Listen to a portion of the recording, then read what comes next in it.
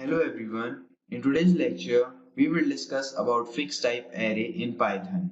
Python offers several different options for storing data in efficient fixed type data buffers. The built-in array module can be used to create dense array of a uniform type. So today we will discuss about this array module. So let's start by importing the array function from the array module.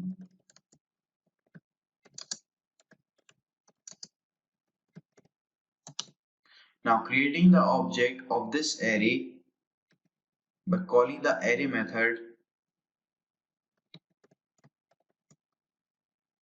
To know all the details and the information like what type of parameter it takes and what are the methods that we can call by using this object, so you can just press shift tab and it will show all the documentation related to this function, like what type of methods or what type of function you can call by this object and what are the type code if you want to define like integer. So you have I for unsigned integer, you have capital I. So like this every detail has been provided in this documentation. So if we will look at this function, it basically takes two parameter. The first one is the type code and the second one is initializer, which is just basically a list or any other object from which you want to create the array. So we will create an array of type integer and we will use the range function.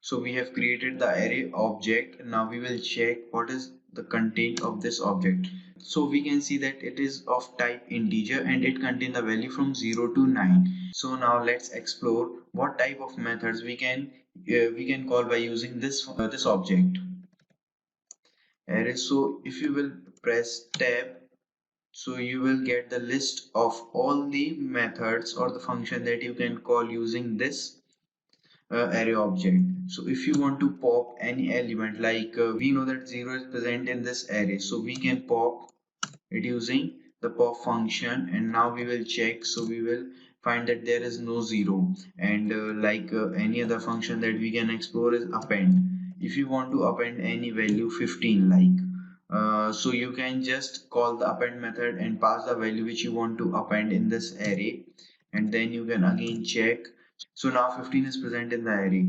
Any other like if you want to count any number, so basically every number is present only one time. So first let's append 15 one more time and then we will count